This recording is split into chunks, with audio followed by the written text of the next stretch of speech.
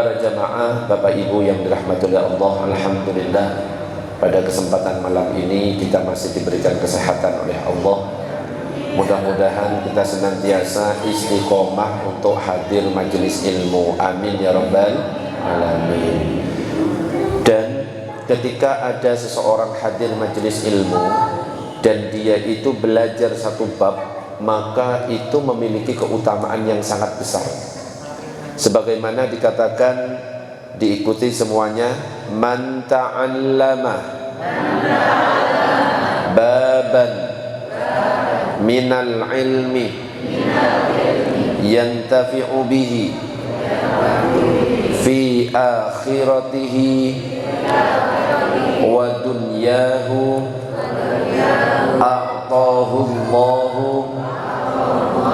khairan lahu min umrid dunya sab'ata alafin sanatan siyama nahariha wa qiyama layaliha maqbulan ghayra mardudin.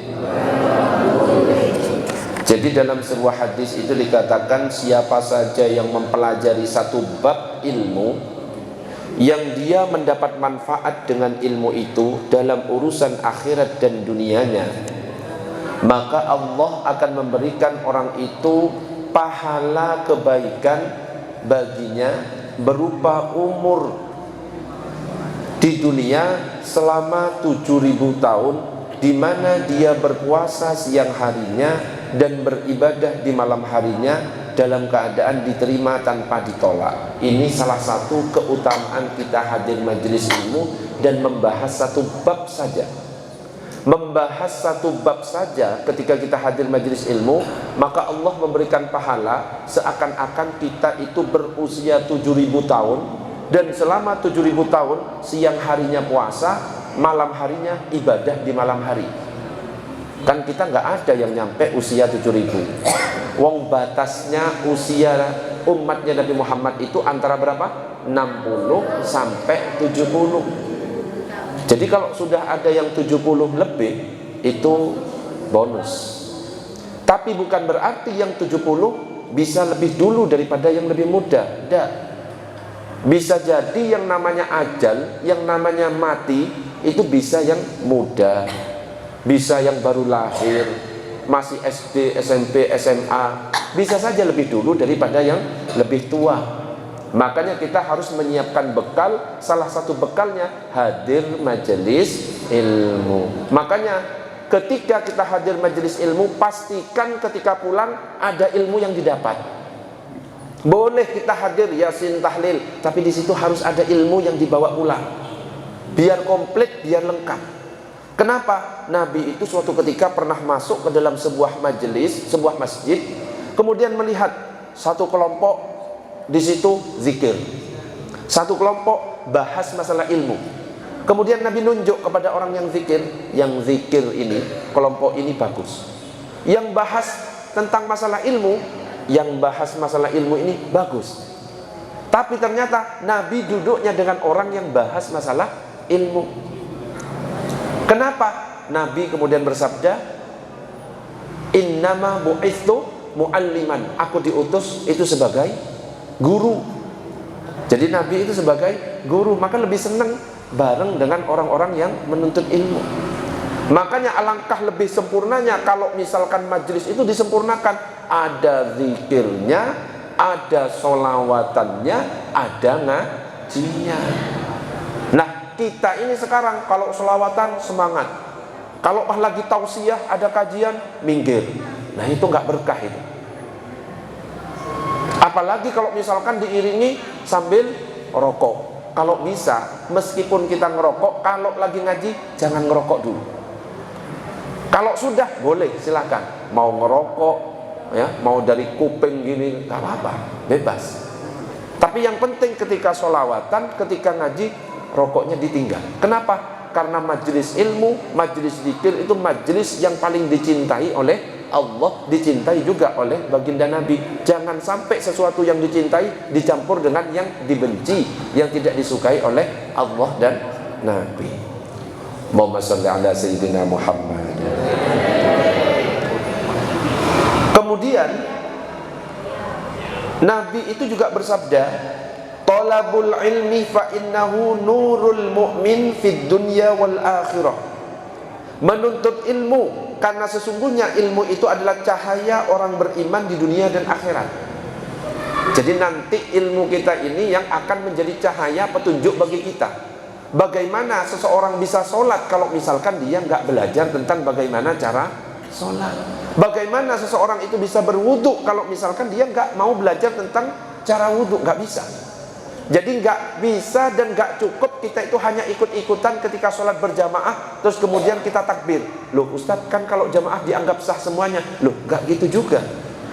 Meskipun keutamaan sholat berjamaah, satu makmum dengan makmum yang lain bisa saling melengkapi. Rukuknya Ustadz Mizan nggak khusyuk, rukuknya Pak Freddy khusyuk, itu bisa saling melengkapi.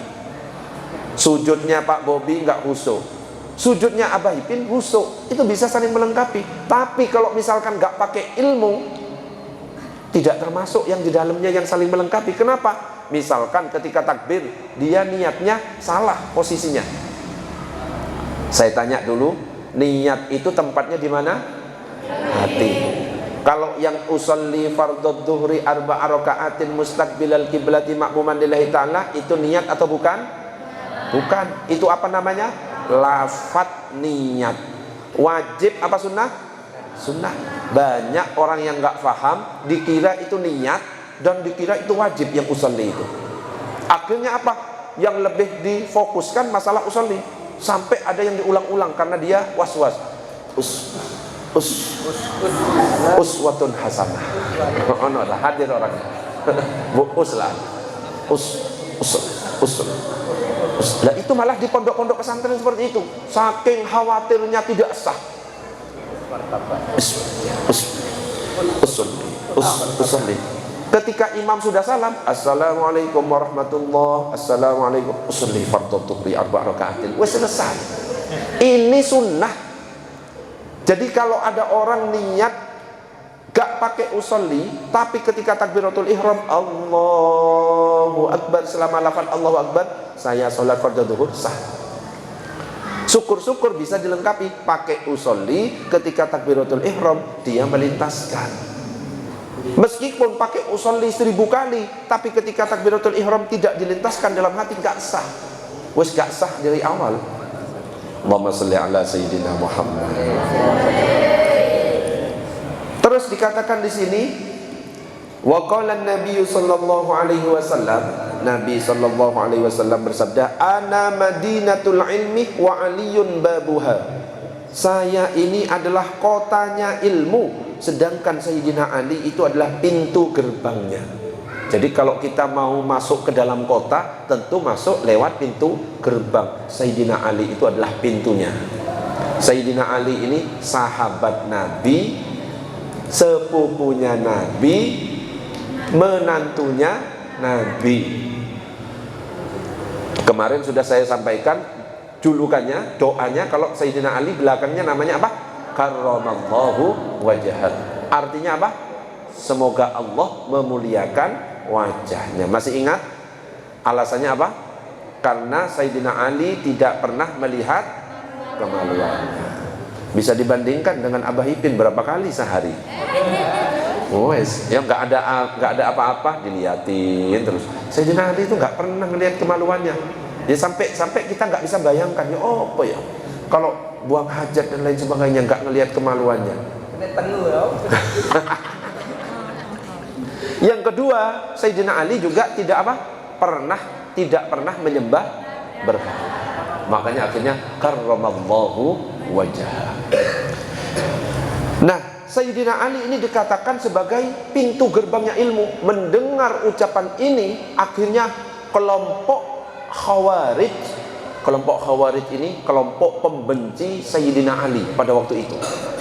Kelompok Khawarij ini adalah kelompok di zamannya Nabi, di zamannya Sayyidina Ali, yang gak suka dengan Sayyidina Ali. Dikit-dikit dia itu mudah mengkafirkan. Itu kelompok Khawarij. Makanya kalau sekarang kok ada kelompok yang mudah mengkafirkan, mungkin dia itu turunan dari Khawarij. Ada yang beda dengan dia, disesatkan. Ada yang beda dengan dia, disyirikkan. Ada yang beda dengan dia, dibid'ahkan. Itu Khawarij. Khawarij ini kelompok pembenci Sayyidina Ali. Bahkan Sayyidina Ali dikatakan kafir. Coba bayangkan. Padahal Sayyidina Ali sudah mendapatkan jaminan surga. Makanya hati-hati kalau misalkan kita hadir ke majelis, kok di dalamnya ustadznya malah ceramah, ini kafir, ini musyrik, langsung keluar. Jangan sampai belajar kepada orang yang mudah menyalahkan. Cari yang ngajinya adem, yang gak pernah nyalah-nyalahkan, yang saling menghormati kalau ada perbedaan pendapat. Makanya kalau syair tanpa waton itu akeh kang apal semuanya, Quran hadis seneng ngafirke yani kafir dewe gak digateni yen isih kotor hati akane yen isih kotor hati akane. Sholawat ya Rasulullah, salamun alaik ya Rafi'a sya'ni wa daraji atafatayya jiratal alami ya uhailal judi wal karami ya uhailal judi wal karami. Allahumma shalli ala sayyidina Muhammad. Kita hadir majelis ilmu, majelis zikir supaya hati tenang. Ala bidzikrillahi tatmainnul qulub. Hanya dengan zikir kepada Allah hati itu menjadi tenang. Lah ada orang-orang hadir majelis ilmu pulang-pulang jadi emosian. Berarti ada masalah dengan majelis ilmunya. Dan ini saya pengalaman ini kayak gini. Saya sudah pengalaman kayak gitu. Pulang-pulang dari Surabaya ke Madura disuruh tahlilan, saya nggak mau tahlilan. Saya pernah pengalaman seperti itu. Padahal anaknya kiai loh. Dari lahir sudah dengar ngaji. Dan itu pun masih terpengaruh. Pulang-pulang ke rumah ke Madura, saya itu disuruh tahlilan sama ibu, nggak mau. Ini syirik ini, bid'ah ini. Saya katakan gitu. Akhirnya ibu saya itu marah. Marah sampai ngambil kitab, kamu belajar lagi. Gak lulus kamu. Dikasih kitab-kitab kuning suruh belajar. Akhirnya saya belajar lagi. Belajar lagi sampai pulangnya malam. Sehari saya hampir 1 juta. Habis karena gak ada WA pada waktu itu. Saya telepon biasa 1 juta habis. Nelpon ke Madura, ke om saya, baca kitab untuk dicek ulang. Dan juga ngaji ke sepupu saya, ngaji ulang di Lontar Surabaya sampai pulangnya malam-malam. Akhirnya di situ saya itu tobat. Jadi saya sempat nyirik-nyirikkan rumah gara-gara tahlilan. Anaknya kiai loh, apalagi yang bukan anaknya kiai. Makanya sekarang saya bisa membedakan, oh ini yang kayak gini, kayak gini, kayak gini, kayak gini. Bisa, oh ulama ini yang gak boleh diikuti, oh ulama ini yang diikuti. Alhamdulillah berkat pengalaman kayak gitu, saya akhirnya bisa membedakan. Dan gara-gara pengalaman itu, akhirnya saya dipanggil NU Bohar ya. Ini wakil ketuanya. Tapi bukan Bohar saja, Sidoarjo juga manggil. Jadi saya double. Allahumma shalli ala sayyidina Muhammad. Makanya wong anaknya kiai saja masih bisa terpengaruh, apalagi yang bukan anaknya kiai. Makanya kita ayo istiqomah, cari ustadz-ustadz yang ahli sunnah wal jamaah. Yang tidak mudah menyalahkan satu sama lain. Orang-orang Khawarij ketika mendengar Rasulullah itu berkata, aku adalah kotanya ilmu dan Ali itu adalah pintu gerbangnya, langsung iri. Akhirnya 10 orang pemuka Khawarij, tokoh-tokoh ulamanya itu langsung, ayo kita tes, apa benar kata-katanya Nabi Muhammad itu kalau Sayyidina Ali itu benar-benar pintu gerbangnya ilmu. Apa memang benar Sayyidina Ali itu ketika kita tes dia bisa menjawab dengan pertanyaan sama tapi jawaban beda. Jadi ada 10 orang tokoh Khawarij akan ngetes dengan pertanyaan yang sama. Kalau Sayyidina Ali bisa dengan pertanyaan sama memberikan jawaban yang beda-beda, berarti dia alim, katanya gitu. Kalau ternyata jawabannya sama, berarti nggak ada apa-apanya, ya jawabannya itu-itu saja. Dites akhirnya. Yang pertama datang kepada Sayyidina Ali. Iki jaka muter-muter dari tadi, saya pusing. Muter.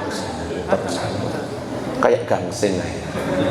Tak doakan mudah-mudahan rezekinya lancar jaka. Dapat jodoh. Amin ya rabbal alamin. Akhirnya tokoh yang pertama datang kepada Sayyidina Ali. Pertanyaannya sama. Hei Sayyidina Ali, lebih utama mana? Lebih utama mana antara ilmu dan harta? Maka ternyata jawabannya Sayyidina Ali, ilmu lebih utama daripada harta. Apa alasannya? Nah, yang ditunggu-tunggu itu alasannya apakah sama nanti? Ternyata di orang yang pertama ini Sayyidina Ali mengatakan, ilmu itu warisan para nabi, sedangkan harta itu warisan Qarun dan Fir'aun. Dan memang benar seperti itu. Makanya dikatakan, diikuti bersama-sama, al-ulama'u warasatul anbiya. Ulama itu pewaris nabi. Jadi kalau kita duduk di sini nuntut ilmu, ini sekarang kita lagi ngambil warisan dari nabi. Nabi itu nggak ada warisan-warisan berupa harta, nggak ada. Berbeda dengan Qarun. Tahu Qarun kan? Qarun ini di zamannya Nabi Musa. Awalnya itu miskin, bahkan dalam sebuah riwayat dikatakan Qarun ini sepupunya Nabi Musa. Minta didoakan kepada Nabi Musa, wahai Musa, doakan supaya saya kaya. Didoakan oleh Nabi Musa. Ternyata benar kaya. Ditambah dia usaha-usaha tambah kaya. Bahkan untuk memikul kunci gudangnya yang isi uang itu sampai diangkat beberapa kuda.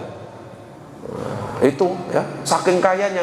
Ketika ditanya, dapat dari mana kamu? Ini hasil usahaku sendiri, hasil ilmuku, kepintaran saya. Jadi nggak nganggep Allah, nggak nganggep bahwa itu semuanya pertolongan oleh Allah, sehingga membuat Allah murka. Akhirnya apa? Ditenggelamkan oleh Allah, masuk beserta hartanya, masuk ke dalam tanah. Makanya kalau ada orang kok menemukan harta di dalam tanah, namanya harta Qarun. Harta Qarun itu hartanya karun. Si Qarun itu hartanya bukan harta kirun, harta Qarun ya. Orang nemukan lagi gali, loh ada harta karun. Yaitu sejarah. Allahumma shalli ala sayyidina Muhammad. Akhirnya yang kedua datang. Jawabannya tadi yang pertama seperti itu. Yang kedua datang, nanya dengan pertanyaan sama, lebih utama mana antara harta dan ilmu? Lagi-lagi Sayyidina Ali mengatakan ilmu lebih utama dibandingkan harta. Apa alasannya? Yang ditunggu itu alasannya. Ternyata alasan yang kedua, ilmu itu dapat menjagamu, sedangkan harta itu kamu yang harus menjaganya. Bener kan? Kalau harta, sepeda motor kita jaga apa enggak? Dijaga, dikunci. Ya, mobil dikunci, dompet dipegangi, takut hilang. Tapi kalau ilmu jaga kita.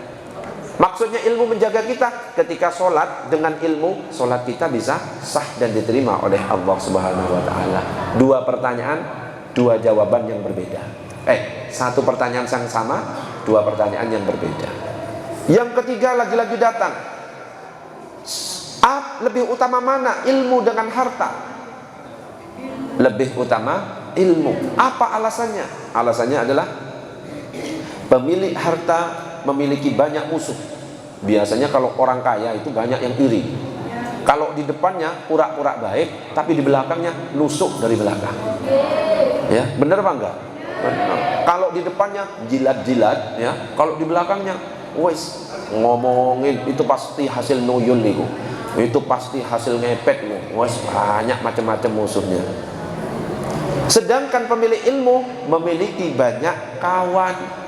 Nah, kalau orang yang punya ilmu kawannya banyak. Yang penting jangan sampai sombong. Nah, kalau sombong ya tetap dijauhi. Allahumma shalli ala sayyidina Muhammad.